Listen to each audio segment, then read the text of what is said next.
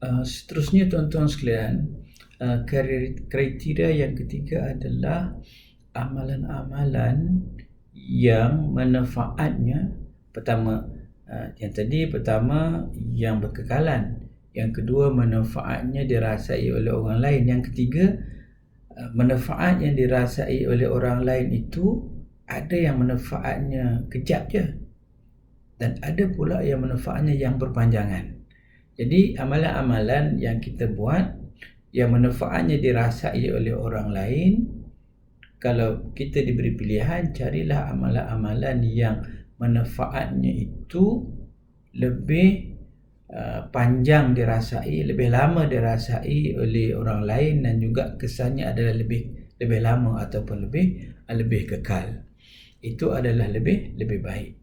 Sebab itu kalau kita nak, contohnya kan, nak menderma ataupun nak wakaf sebagainya, contohnya kita nak wakafkan kita nak menghadiahkan kepada fakir miskin, ataupun kita nak sedekahkan kepada fakir miskin. Contoh yang mudah, kita kalau nak sedekah pada fakir miskin seekor kambing, maka kalau kita sedekahkan seekor kambing, manfaatnya dapat kat dia. Kita dah memenuhi kriteria yang kedua tadi tu, amalan untuk kita buat yang manfaatnya juga dirasai oleh orang lain. Tapi kalau kita sedekahkan seekor kambing kepada fakir miskin, yang kambing itu yang jenis banyak keluarkan susu, ataupun kambing itu yang dah bunting, maka kita sedekahkan seekor kambing biasa dengan kambing yang sudah bunting, maka mana yang lebih baik di sisi Allah Ta'ala? Ini kita masih bercerita tentang fiqh aulawiyat, keutamaan. Maka sudah tentu kambing yang bunting itu adalah lebih afdal untuk kita sedekahkan kepada fakir miskin daripada kambing yang tak bunting. Mengapa? Sebab yang bunting itu boleh melahirkan anak, barangkali dah cukup bila sesuai waktunya,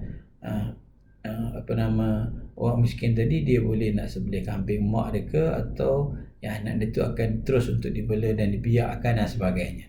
Jadi manfaatnya yang lebih berpanjangan. Itu dalam hadis-hadis Nabi sallallahu alaihi wasallam, Nabi SAW memberikan beberapa situasi kalau seorang itu nak infak fisabilillah. Berbeza antara orang yang infak binatang biasa-biasa, tetapi dengan orang yang infak fisabilillah binatang yang susunya banyak. Maknanya orang lain boleh ambil manfaat binatang tu dan susunya, ataupun binatang yang sudah bunting kerana dapat dibiakkan lagi benihnya ataupun binatang itu dan seterusnya.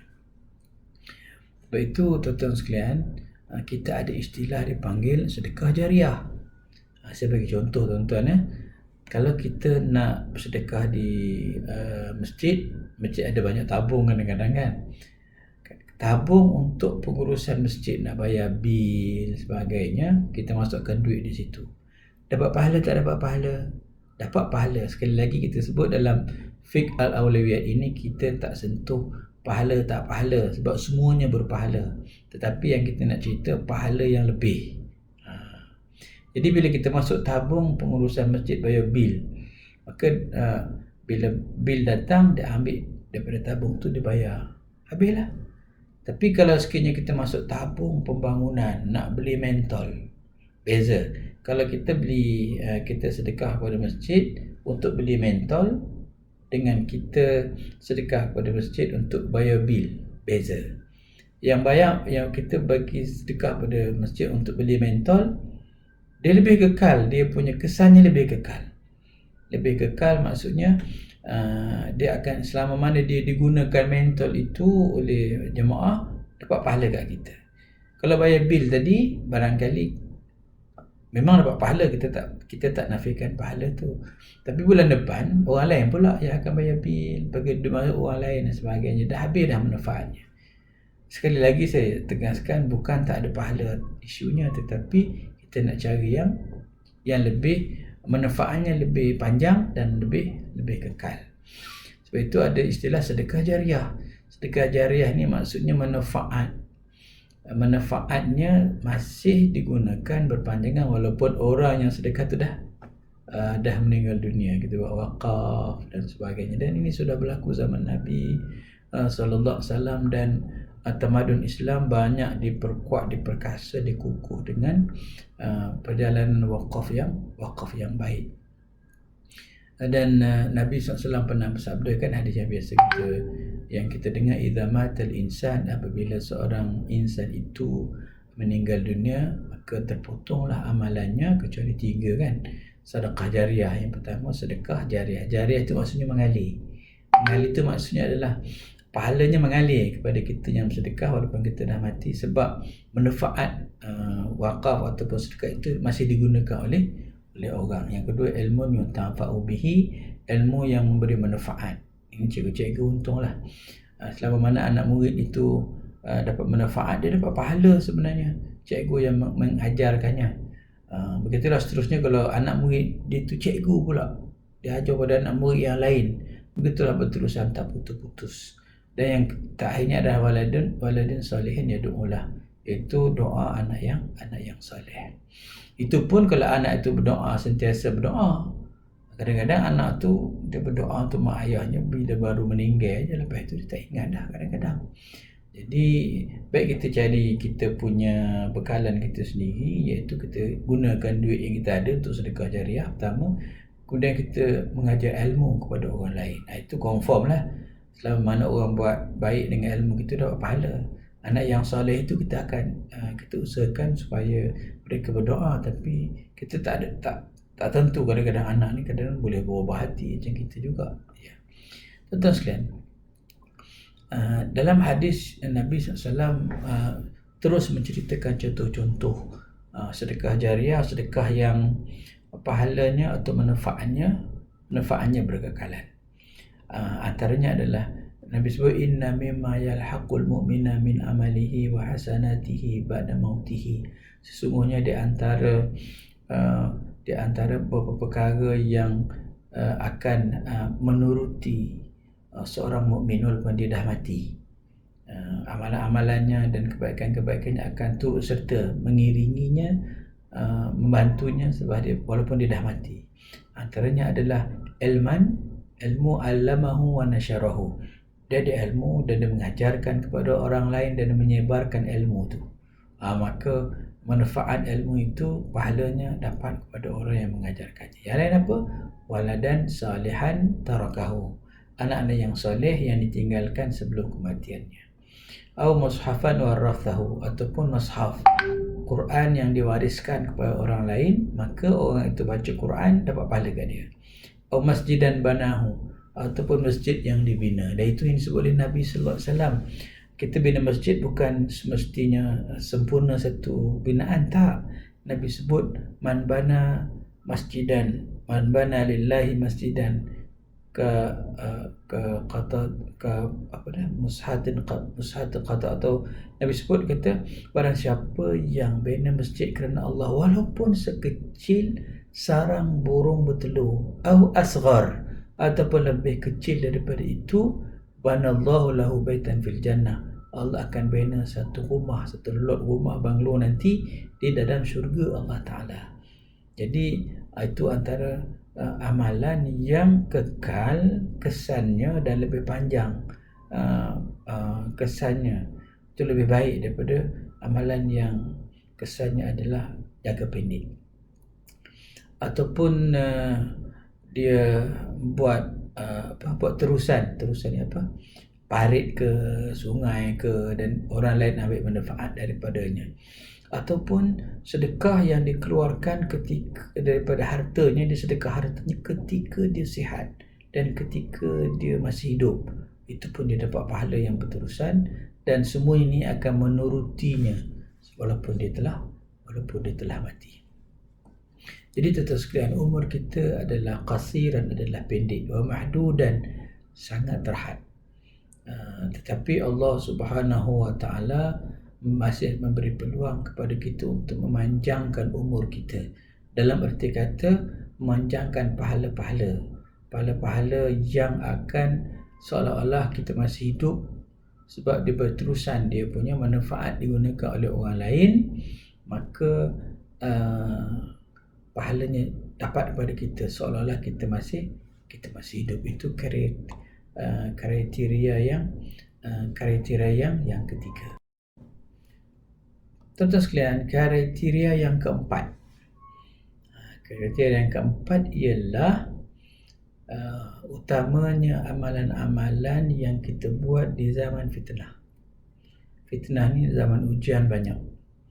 Kerana amalan yang kita konsisten, walaupun dalam dunia yang penuh dengan ujian dan cabaran ini, menunjukkan dalilul quwwati fid din, iaitu dia sebagai satu petunjuk kuatnya pegangan agamanya, walaupun hidup di tengah-tengah kacau bilau masyarakat, godaan cukup banyak, cobaan cukup banyak, tetapi kalau dia konsisten beramal ketika zaman fitnah, itu menunjukkan teguhnya keyakinan dia kepada Allah, kekal dia di atas kebenaran.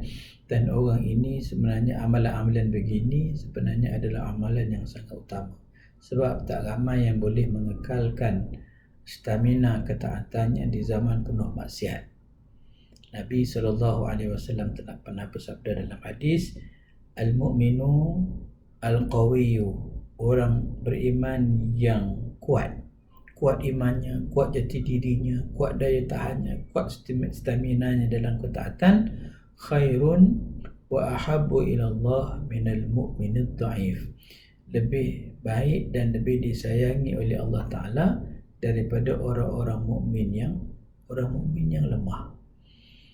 Dan dalam satu hadis Nabi SAW sebut, dia kata, afdalul jihadi kalimatu haqqin inda sultanin jair, sesungguhnya seafdal jihad itu ialah mengungkap kebenaran di hadapan sultan yang zalim.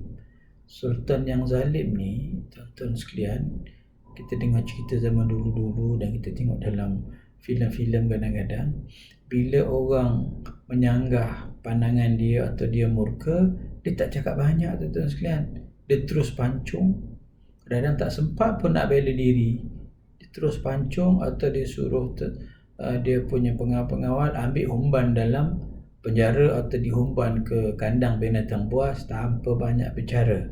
Itu adalah risiko bila mengutarakan kemarahan di hadapan sultan yang jair, sultan yang zalim. Itu fitnah sebenarnya, satu zaman fitnah, satu zaman kacau bilau. Begitu juga kalau kita tengok bagaimana Nabi SAW memuji Sayyidina Hamzah. Nabi kata Sayyidus Syuhada, penghulu kepada segala orang yang mati syahid itu adalah Hamzah bin Abdul Muttalib. Hamzah bin Abdul Muttalib, dia seorang lelaki, dan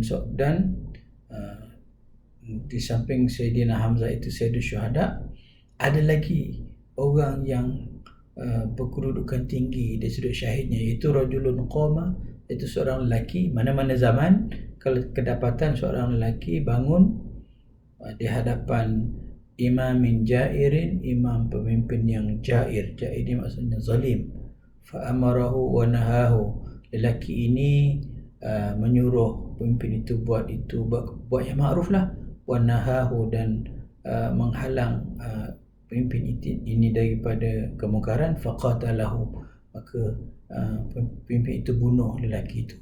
Orang itu diletakkan sebaris dengan Sayyidus Syuhada, iaitu Sayyidina Hamzah. Tuan-tuan sekalian, Nabi SAW pernah memuji dalam beberapa hadis orang-orang yang mempertahankan keislamannya, beramal ketika mereka hidup dalam zaman yang penuh huru-hara, penuh godaan dan penuh dengan fitnah yang berbagai-bagai.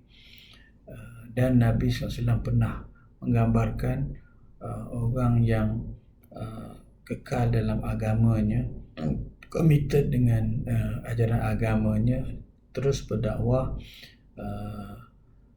di zaman penuh fitnah, pada zaman yang memerlukan kesabaran yang hebat, pahalanya seperti 50 orang sahabat. Masya Allah, pahalanya adalah seperti 50 orang sahabat. Siapalah sangat kita nak banding dengan sahabat. Tetapi Nabi SAW dalam satu hadis riwayat Abu Daud, juga Imam Tirmizi dan juga Ibnu Majah, bahawa ada seorang sahabat Nabi, Abi Umayyah Asy-Sya'bani, sa'altu Aba Tha'labah Al-Khashani, dia bertanya kepada seorang sahabat, ya Aba Tha'labah, wahai Aba Tha'labah, boleh tak kamu tafsirkan ayat alaikum anfusakum, hendaklah kamu menitik beratkan, jaga diri kamu masing-masing, la yadurukum man dhalla idza tadaitum, tidak mudarat kepada kamu kalau sekiranya orang lain itu sesat tetapi kamu dah dapat hidayah. Ilallahi marji'ukum jami'ah, sesungguhnya kepada Allah kamu akan kembali semuanya. Sebab dia rasa confused, dia rasa keliru, sebab seolah-olah ayat ni cerita tentang kita kena fikir diri kita saja, lantaklah orang lain sesat ke apa ke. Tapi ayat itu dia faham macam itu, tapi dia tak puas hati, dia tanya kepada Aba Tha'labah ni. Dia tanya kepada Aba Tha'labah ni. Maka qala amma wallahi, sesungguhnya demi Allah aku pernah tanyakan ayat ini kepada Rasul sallallahu alaihi wasallam. Kenalah dia bertanya kepada orang tu sebab orang tu pernah tanya kepada Nabi sallallahu alaihi wasallam. Ayat yang cerita tadi, iaitu kamu kena jaga diri kamu jangan kisah orang lain yang telah sesat dalam keadaan kamu telah mendapat hidayah. Adakah betul maksudnya kalau kita dah dapat hidayah jadi orang baik, kita tak hira orang lain? Dia takut fahamannya salah dan ditanya kepada Nabi SAW, adakah begitu? Maka Nabi SAW cerita, tuan-tuan, apa Nabi kata? Iktamiru bil ma'ruf. Bukan gitu, maksudnya ialah hendaklah kamu menyuruh kepada ma'ruf dulu, wantahau anil munkar, kemudian kamu berusaha untuk menegah kemungkaran. Hatta idza ra'aita syuhan muta'an, sehingga kamu akan lihat zaman ketika itu syuhan muta'an. Syuhan muta'an ni maksudnya orang sangat kedekut. Kedekut itu adalah menjadi sesuatu yang ditaati ketika itu. Kedekut, bakhil, dia hidup diri sendiri, dia tak tengok orang lain. Wahawa muttaba'an, ataupun hawa nafsu yang sentiasa dituruti.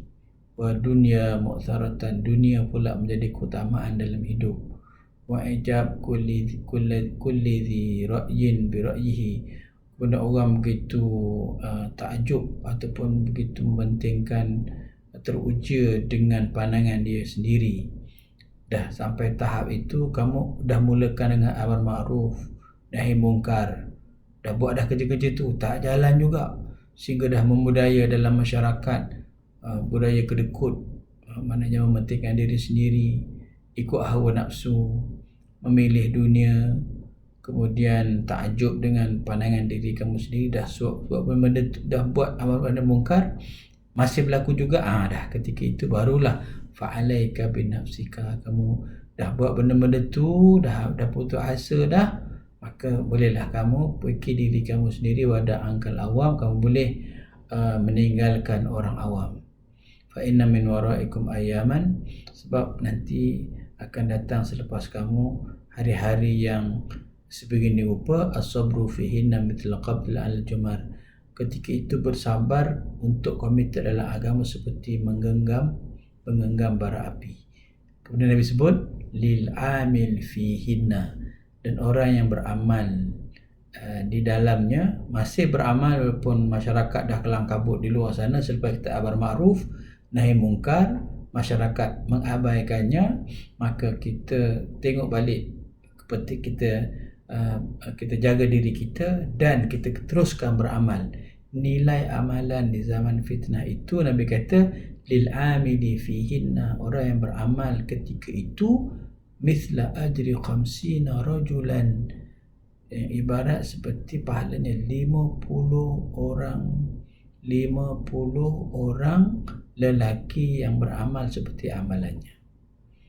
Kemudian dalam riwayat Abu Daud dan Tirmizi, ada sahabat bertanya, Rasulullah, ajru 50 rajulan minna atau minhum?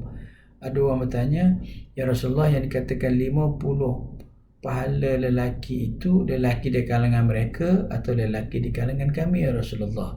Maka dijawab oleh Nabi SAW, bal ajru 50 minkum, seperti ibarat 50 pahala 50 lelaki seperti kamu. Minkum itu merujuk pada sahabat Nabi, maksudnya pahala besar tak kala kita beramal di zaman fitnah. Jadi sahabat Nabi di sini bukanlah sahabat Nabi yang seperti ahli Badar, Muhajirin, Ansar, ahli Bai'atul Ridwan. Itu kita tak mampu nak menyaingi mereka. Ini sahabat-sahabat yang selain daripada itu. Tapi apapun memberikan gambaran kepada kita beramal ketika itu.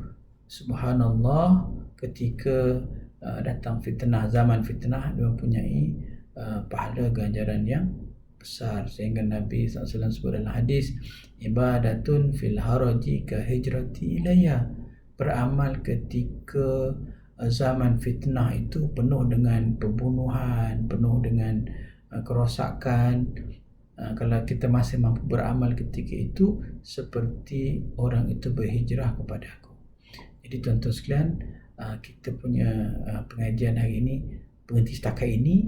Kita sudah ada 4 kriteria untuk kita memilih amalan-amalan kita letakkan sebagai prioriti kita. Ingat tak tuan-tuan yang 4 tadi? Pertama yang berterusan. Kedua, manfaatnya melebar kepada orang lain. Yang ketiga, manfaatnya itu melebar kepada orang lain dan lebih kekal. Dan yang keempat, beramal ketika zaman fitnah. Wallahu a'lam, mudah-mudahan Allah SWT berkati kita semua. Ada lagi kriteria seterusnya dan kita akan sambung pada pertemuan yang akan datang. Tuan-tuan nanti balik habis daripada pengajian ini, tengok balik buku dah. Apa yang kita sebutkan bincang ni tadi ada semua dalam buku untuk memkuat dan memperteguhkan lagi dan menjadikan pilihan kita tepat ketika kita memilih amalan-amalan kita. Wallahu a'lam, sallallahu ala habibina sayyidina Muhammadin wa ala alihi wa sahbihi ajma'in, walhamdulillahi rabbil alamin. Assalamualaikum warahmatullahi wabarakatuh.